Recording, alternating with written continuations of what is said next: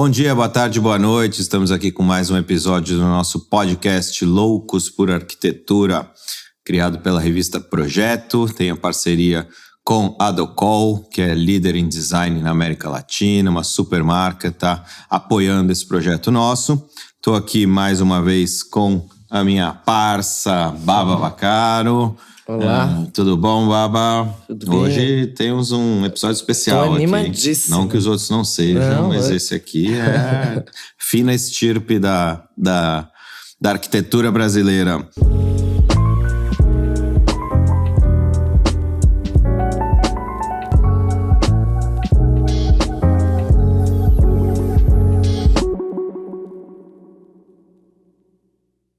Como eu falei, esse é um podcast oferecido pela Docol, que é uma marca super premiada internacionalmente pelo design, pelos produtos inovadores. A gente ainda vai falar sobre isso ainda hoje, mas no momento eu vou falar desse cara que é uma sumidade na arquitetura brasileira. É o currículo dispensa apresentações. Dispensa apresentações.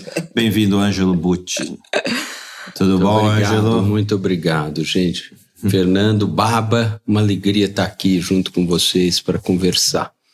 Muito bom. Após 16 anos de formado e 2 anos antes de iniciar a trajetória simultânea de professor em cursos de arquitetura nas Américas e Europa, Ângelo Bucci fundou em 2003 o escritório SPBR, em São Paulo.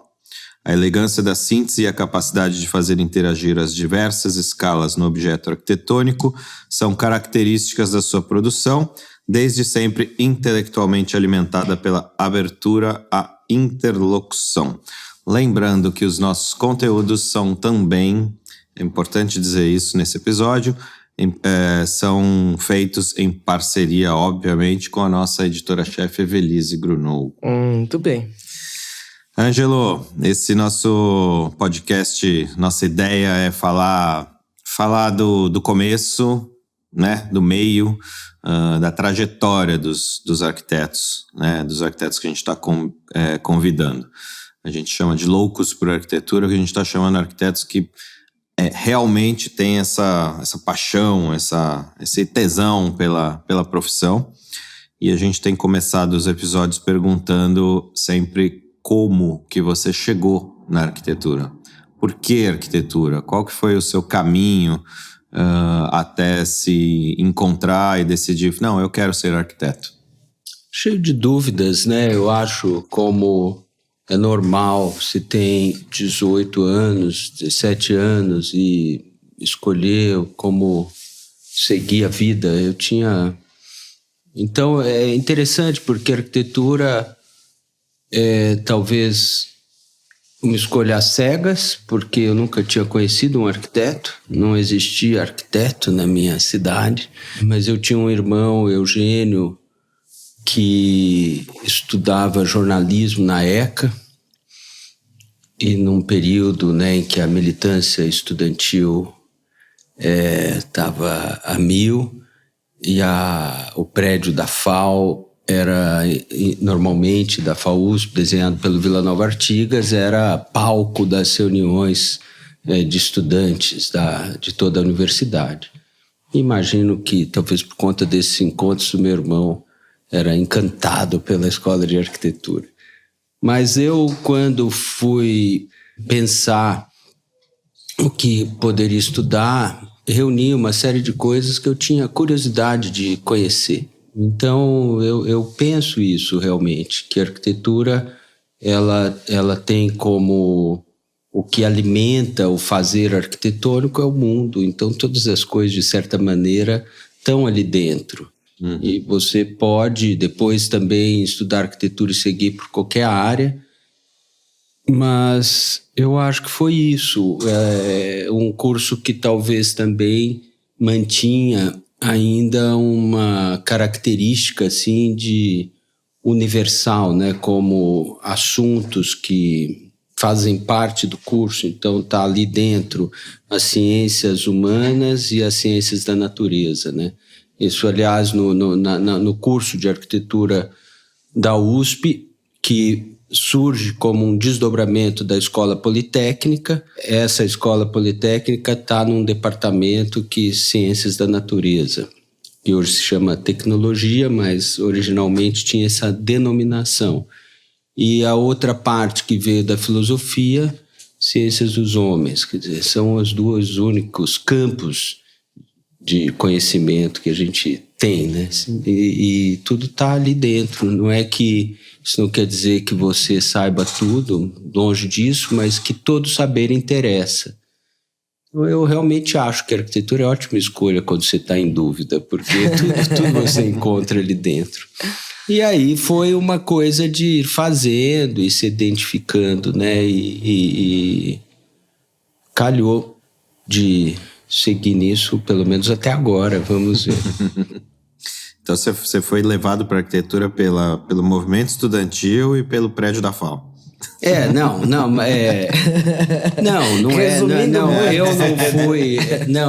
Eu sabia que o prédio da FAO era um prédio que despertava assim uma admiração pelo meu irmão, que era militante.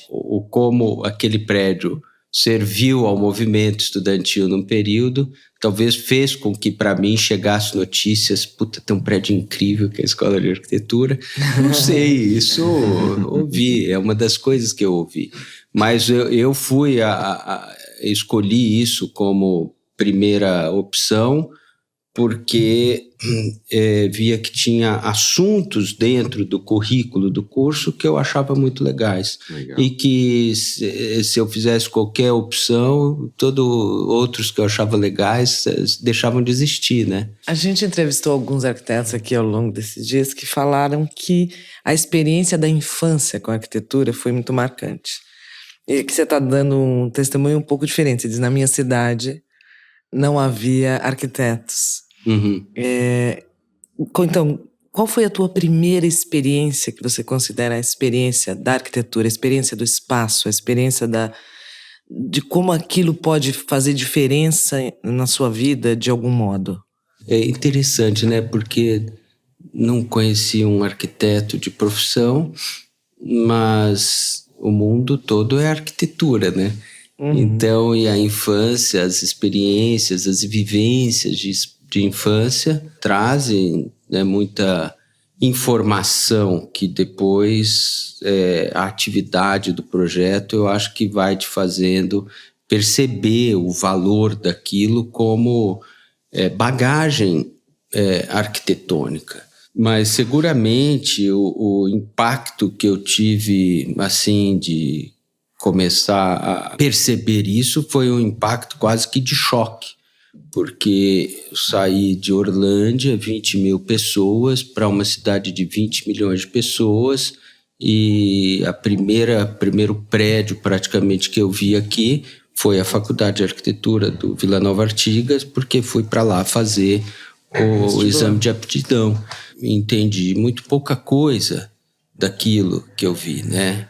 E eu acho isso uma das coisas bonitas, que no mundo da cultura muitas coisas te pegam assim por arrebatamento, né? Como você pela primeira vez que vê e se encanta. E tinha essas escalas também ali, mas outras coisas você se dedica, né, a melhorar a compreensão e elas vão ganhando valor, outras belezas e tal. Então é um grande privilégio ficar tanto tempo num prédio com aquela riqueza. E fui aprendendo a ver, né, valores naquilo, que é sempre, para mim, agradável descrever, mas principalmente fui aprendendo o quanto a gente aprende com um edifício. E por extensão, também você vai vendo o quanto é possível aprender com a vivência na cidade, né? Então, assim, esse primeiro impacto, acho que foi aquela experiência, e para mim é um choque, porque é esse contraste, né? E talvez o edifício desenhado pelo Artigas me fez reparar na cidade de São Paulo, como se fosse uma fonte, né? Como se o prédio é um livro, a cidade é biblioteca, uma coisa meio assim. Legal, super interessante, né? Essa coisa A gente vê alguns, não, tive lá uma provocação, um caminho, às vezes um parente, às vezes um ambiente, mas você já chegou lá direto na fonte, né? Direto na FAO. E a partir de formado, poucos anos antes talvez, mas enfim, como jovem arquiteto, quais foram os seus primeiros passos? Onde que você seguiu os primeiros caminhos? Eu cheguei ali direto na fonte, mas eu cheguei na universidade num período que eu digo assim, das coisas desfeitas, né? Então, o cenário cultural naquele momento era uma coisa de escombros.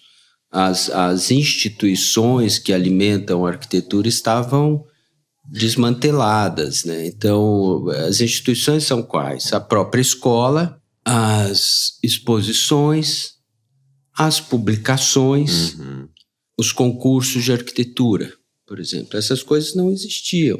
A revista Projeto estava lá. Era uma resistência, aliás, uma história muito bonita da fundação da revista Projeto, não é?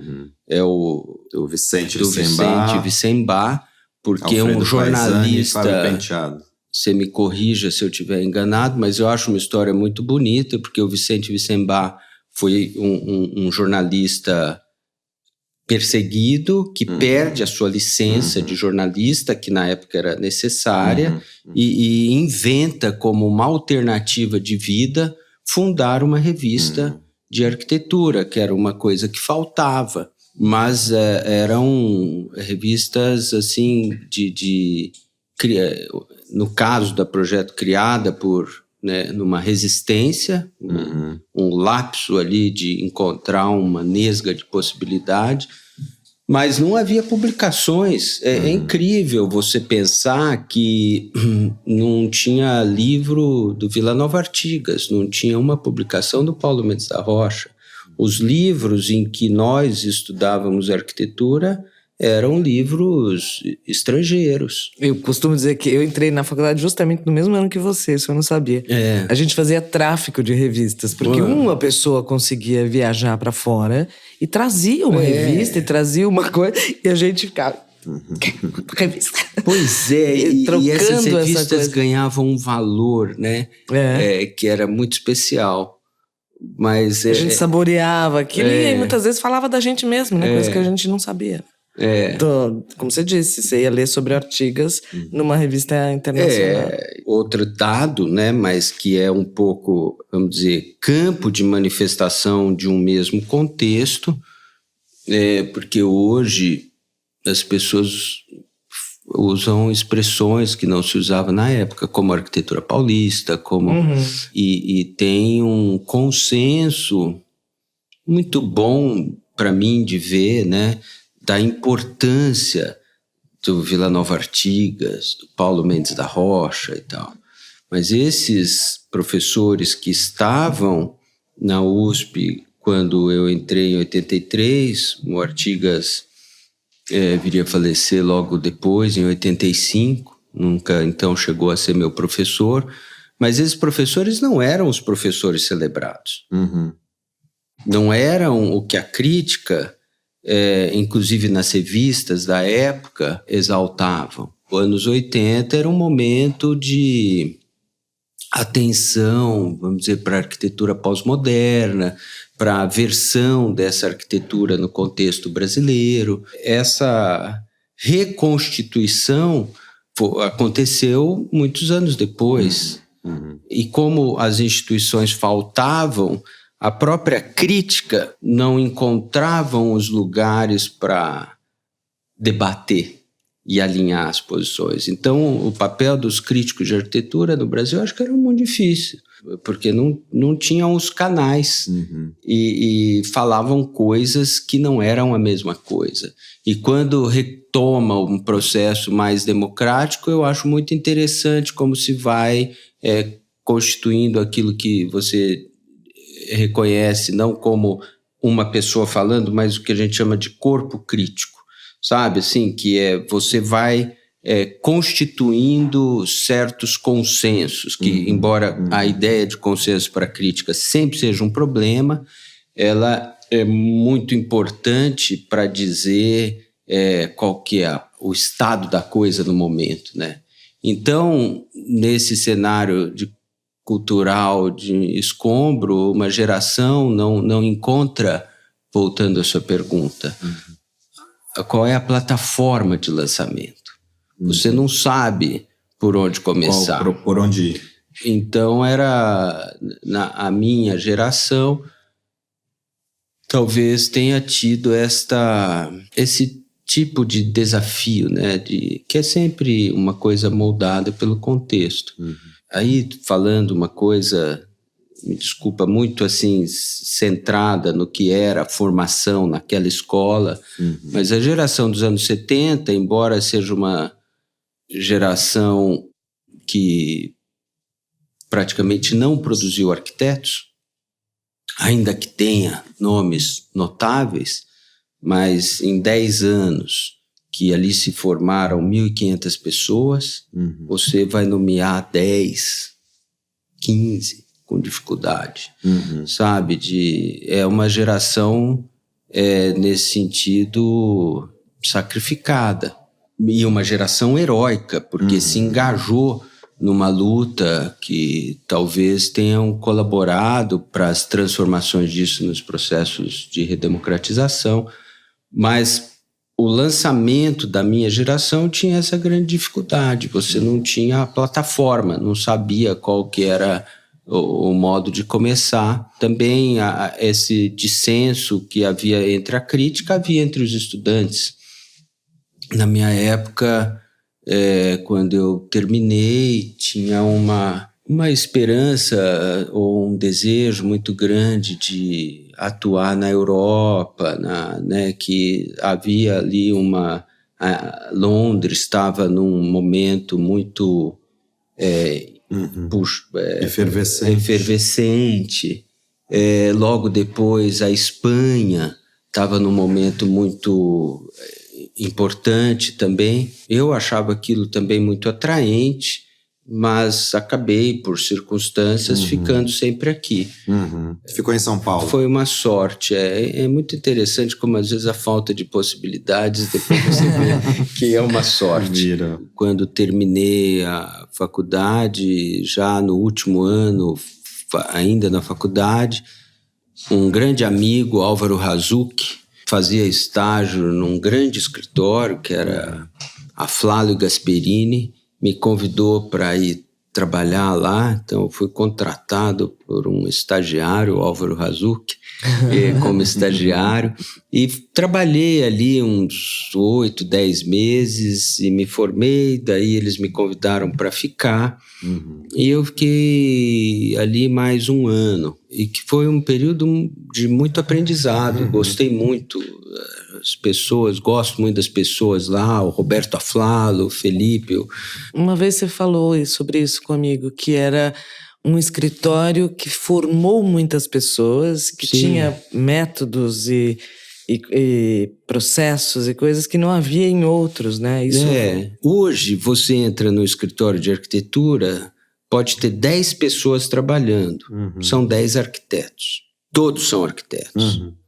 Antigamente, eu sinto muito ser dessa época, mas eu era estudante de arquitetura, entrei no escritório Aflalo Gasperini, devia ter 50 pessoas trabalhando. Tinha um sujeito, René, que devia ter 80 anos, que era um desenhista. Era uma coisa maravilhosa. O René usava aquela abraçadeira para segurar a manga da camisa, assim. Desenhava a lápis. Uma coisa incrível. Tinha um casal que era um projetista. Tinha o Álvaro, que era um jovem desenhista.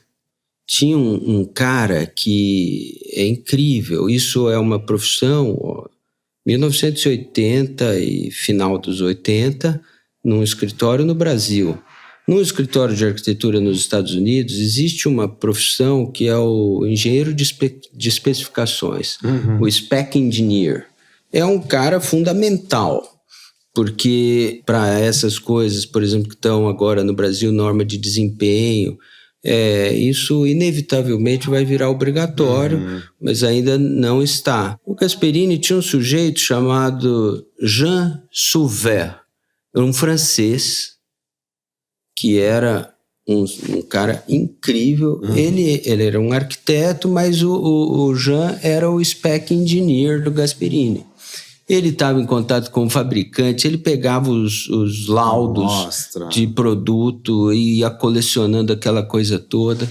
Então, tinha um know-how. E essas coisas vão entrando nos escritórios. Por exemplo, há uma formatação na forma de apresentar os projetos no Brasil que eu sei sempre assim, porque alguém me conta, mas que vem do Skidmore e entra no Rio de Janeiro pelo escritório do Mindlin. O escritório do Gasperini herda por esta via, esta forma de organização da produção dos desenhos num projeto executivo de arquitetura, né? Depois ali estava o momento de implantação de AutoCAD, né? Na época que o computador era a vela praticamente.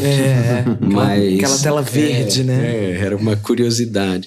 Mas então você vê essa estrutura de um escritório que não existe mais funcionando, e é óbvio que todas aquelas funções ainda estão dentro dos escritórios. Então, se eu sou um escritório com uma pessoa só, eu tenho momentos que eu sou o spec engineer. Tem momentos que eu sou o desenhista, o projetista, e você vai assumindo essas funções.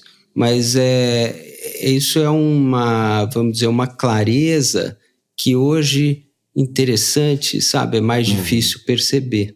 E você, além da prática, e você também tem a docência e também tem a parte de investigação, pesquisa. Então, você falando que dentro do seu escritório, que você faz todas essas funções que antigamente você viu lá no Aflalo Gasperini, mais a docência, mais a investigação. Você é um arquiteto múltiplo, um arquiteto que você gosta, você se define como um arquiteto que gosta de atuar em todas essas áreas? Eu gosto de atuar em todas as áreas, mas eu acho que as coisas todas são uma só. Eu penso assim, abri um primeiro escritório ainda muito novo, em 1989, se eu não me engano, por causa do entusiasmo irrefreável do Álvaro Puntoni, porque era uma irresponsabilidade abrir um escritório. Depois do Gasperini, eu saí e fui trabalhar com o Marcelo Fragelli. O Fragelli era um arquiteto que trabalhava sozinho, depois de ser o herói da linha 1 do metrô, de ser trazido do Rio de Janeiro para São Paulo pela Promon Engenharia, depois acabou sendo colocado de lado e estava com o escritório fazendo 2 casas, uma sala daquelas que eram os hotéis que nunca chegaram a existir do Conjunto Nacional, e me chamou para ajudá-lo. Também tinha sido um professor importante e eu achei que embora adorasse o Aflalo Gasperini, eu não queria ficar lá. E eu continuava ainda trabalhando com o Fragelli quando o Álvaro Puntoni e o Razucchi, 2 Álvaros, então eu respondo por Álvaro também, mas eu tenho irmãos, eu respondo por muitos nomes. E o Álvaro Puntoni, não, mas temos que abrir escritório, porque se a gente não abrir um escritório, nós não vamos conseguir continuar trabalhando com arquitetura. Eu achava um argumento muito bom. Tem essa ideia, né, de que você começa um escritório porque tem coisas para fazer. Mas também você pode começar um escritório porque é o único jeito de você seguir naquela atividade. Encontrar o que fazer. E foi uma coisa muito boa. E a gente fez um escritório que chamava Arquitetura Paulista, vê se pode. E que durou muito pouco tempo. Durou 2 anos e meio, eu acho. Mas foi tão decisivo para todos nós. Depois acabou, porque ficamos sem trabalho. Assim, num nível total mesmo. Mas no período fizemos coisas e a coisa mais marcante que fizemos foi o primeiro grande concurso nacional para o Pavilhão do Brasil em Sevilha, e a gente ganhou o primeiro prêmio. Então ficamos um escritório conhecido, aquilo... Repercutiu, e interessante porque tudo deu errado, né, de certa maneira. E a nossa proposta foi muito combatida, também compreensível, porque a gente fez uma proposta que era um manifesto. E eu acho que tem a ver com aquela coisa de que é uma geração que não tinha sua plataforma de lançamento.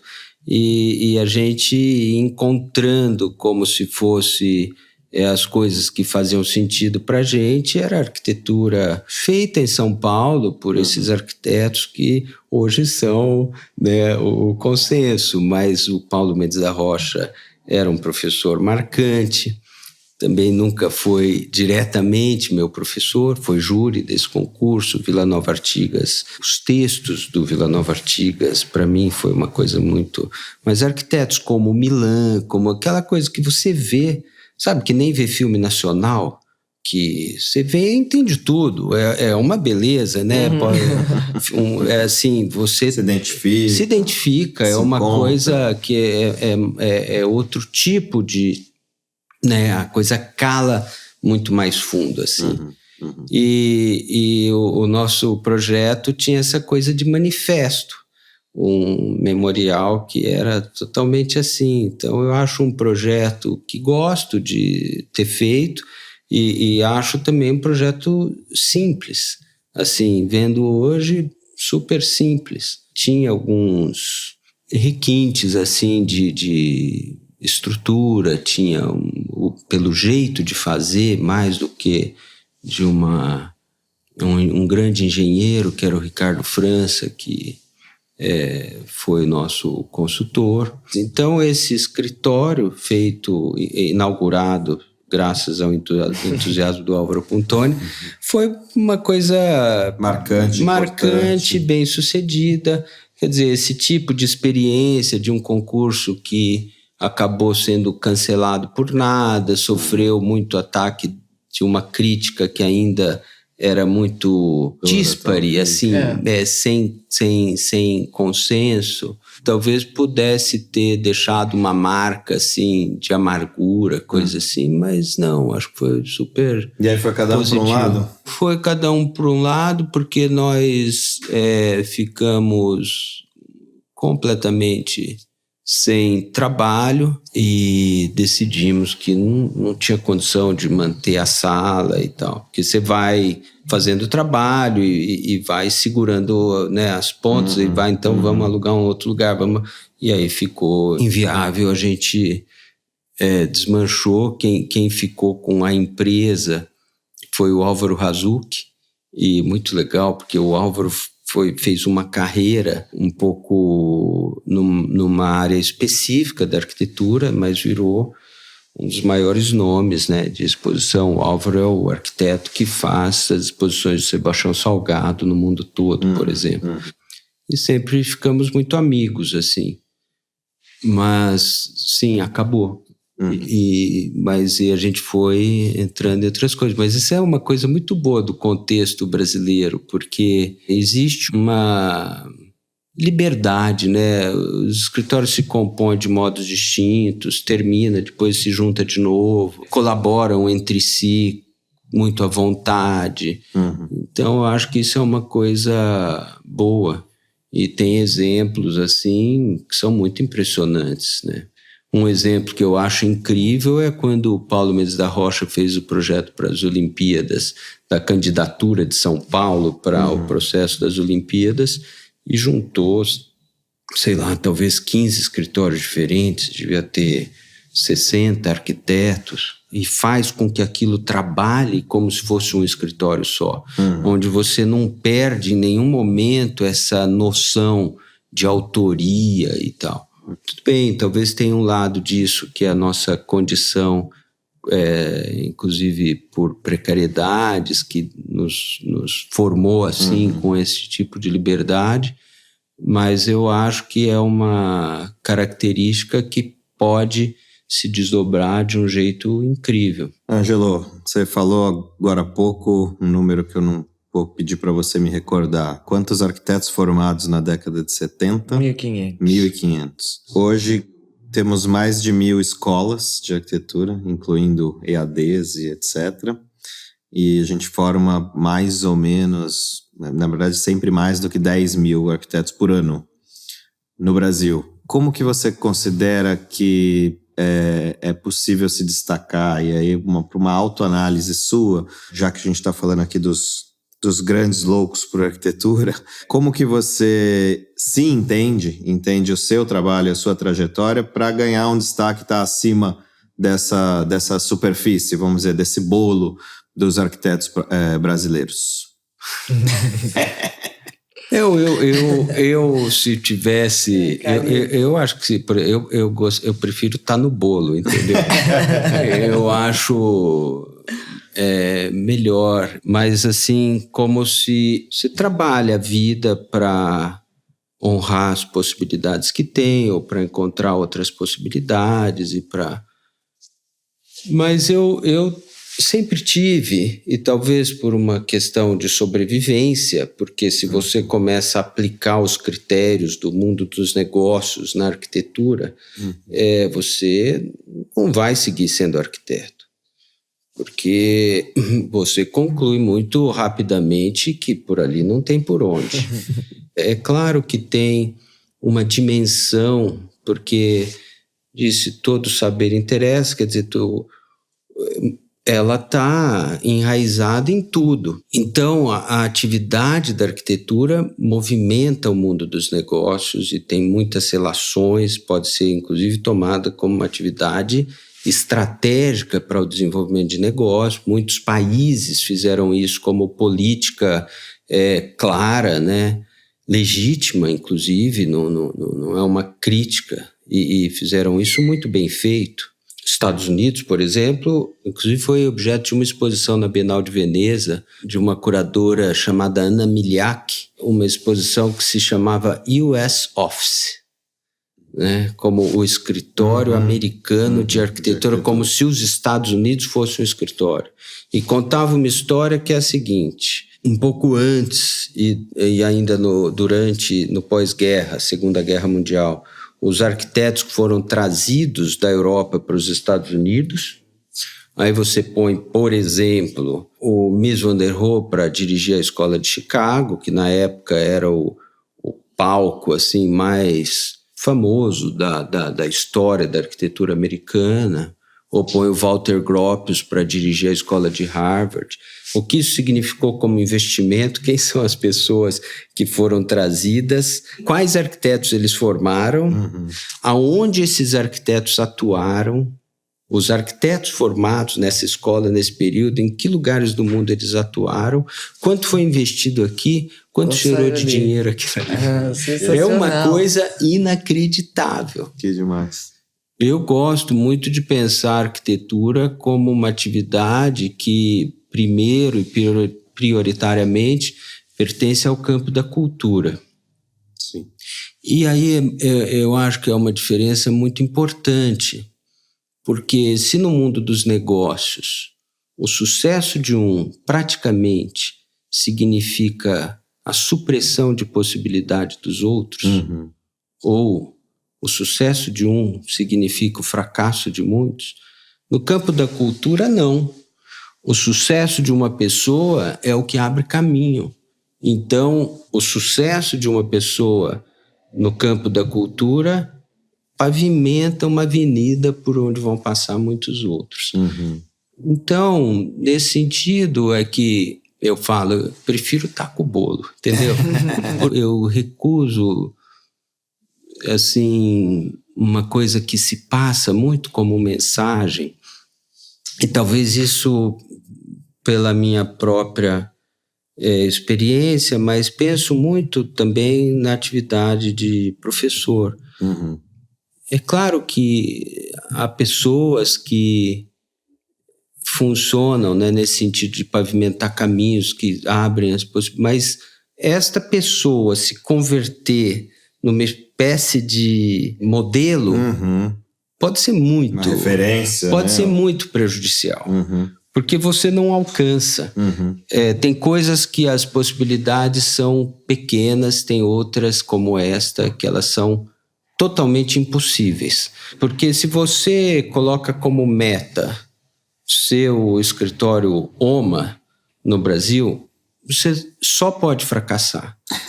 Porque se você chegar lá, vai demorar 30 anos e quando você chegar, aquela referência que você alimentava já não tem mais significado. Você perde o negócio do tempo. Passou o tempo. Então, para 0,01% que chega, fracassa. Porque a coisa já não significa o que quando inspirou significava. Você, mudando um pouco aí um viés da conversa, você falou, né, no negócio da arquitetura, na questão da própria sobrevivência dos escritórios também, né? Porque você falou lá atrás, você não tem o cliente, não tem como o escritório existir. Para os estudantes que vão estar nos ouvindo e que vivem em outra realidade, sim, precisava ter um escritório físico, né? Porque alguém pode falar, mano, trabalha remoto. Você trabalha em diversas tipologias e também tem como clientes o cliente final lá do residencial, o super empresário, o incorporador e também poder público. Quais as nuances de cada um? Já vi que você está bem inspirado aí no mineirês. Claro que eu não vou te perguntar qual que é a sua preferência, mas quais são as nuances de cada uma dessas três frentes aí de clientes? Eu tenho pensado muito numa coisa que eu ouvi de um grande professor da FAU que morreu muito moço, que é o Maik, que era um professor, sobretudo do Renascimento, Albert. E o Maik, uma vez, estava voltando com ele de São Carlos. Eu conhecia pouco o Maik, mas viemos conversando a viagem toda. E ele me contou uma coisa que eu penso muito, quero dizer, quase todos os dias eu me lembro disso. Que o Albert falava que a função da arquitetura é botar limite na loucura humana. Porque poderia dizer entre o privado e o público, entre a casa individual, eu poderia dizer que por esta ideia essas coisas se conectam, né? É claro que ou se equilibram, ou tendem a se equilibrar. Eu acho que a vida de um empreendedor, digo, do mercado imobiliário no Brasil, ela tem uma coisa que é muito difícil para a arquitetura. Isso digo de modo geral, não é uma pessoa ou outra. Você vai fazer um empreendimento imobiliário, você tem metas pré-definidas do que você diz que é taxa de lucro. Agora, quando se trabalha num contexto em que essa meta não é definida, não tem limite. E o não limite, eu posso dizer, lembrando do Maik, que é uma forma da loucura. Sem limite, você não consegue civilizar coisa nenhuma. Então, você pode ter uma ideia genial na solução estrutural, que na história da arquitetura essas coisas, né, construíram assim carreiras brilhantes. Você pega os engenheiros, um cara como Eiffel, né, o Maillard na França, fazia as pontes, ganhava todas as licitações. Tem um cara incrível, Lionel Vieira, no Uruguai, que fez aquela famosa ponte em Punta del Este, mas fez um ginásio de esportes em Montevidéu. Ele apresentou o projeto na concorrência e o ginásio custava 25% do preço do segundo lugar. Nossa. Eu acho uma coisa incrível esse projeto, porque é como um copo assim, 100 metros de diâmetro, 30 metros de altura, 11 centímetros de espessura a parede. Aí a cobertura são cabos de aço e uma cobertura em concreto. Assim, você inventa uma solução que custa um quarto. Quer dizer, essa coisa da economia, sempre teve ligado ao que é o melhor da engenharia. E tem uma importância muito grande. E você pegar uma casa é um pouco a mesma coisa, né? Uma casa, é claro que é muito bom que ela seja desenhada de um modo que o morador sinta uma identidade grande, em que a conversa com a pessoa produza soluções com as quais ele se identifica. Também não tem sentido que essas especificidades extrapolem um certo limite de um razoável, né? Começa a virar devaneio, uma loucura. Devaneio, extravagância, assim, que não tem sentido. Mas isso é o equilíbrio de todas as pessoas, né? Que é você, entre a nossa dimensão que é íntima e uma outra social, que essas duas coisas sejam saudáveis e ao mesmo tempo, não é, equilibradas. Agora, um projeto público é sempre a coisa que deveria ser o mais sagrado, né? Mas a loucura ali também vai se apresentar. Também é grande. E vai se apresentar, sobretudo, nessa apropriação do que seria um bem público para fins políticos, de modo como que se sequestrasse, né? O que é isso? Talvez seja a missão mais importante, que as escolas públicas, os equipamentos públicos pudessem ser vistos como coisa que dá a sua segurança de estar no mundo, né? Eu acho incrível, porque um país que inventou o SUS devia ter o SUS devia estar cristalizado assim em construções que tivesse esse ideal ali muito evidente, né? Muito bom, Ângelo. É verdade. O papo tá lindo. A gente tá aqui só ouvindo, embasbacado. Vamos mudar de escala mais ainda, vamos pro momento do call.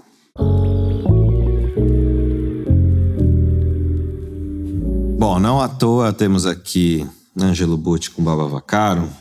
Queria que vocês contassem um pouco como foi o processo, o desenvolvimento, como é que chegou esse convite, como é que foi essa história de desenhar metais e não edificações. Então, esse é o momento que o arquiteto vira um instrumento. A Baba é que convidou para mim uma coisa muito especial. Eu me lembro, né? Foi muito simpático porque eu pedi que eu gostaria de visitar a fábrica. Depois visitei a fábrica, não com você, né, Baba, diretamente, mas você me apresentou lá o Marcelo Alves, que é hoje um designer, mas um cara que desde menino está ali na Docol, passou por tudo.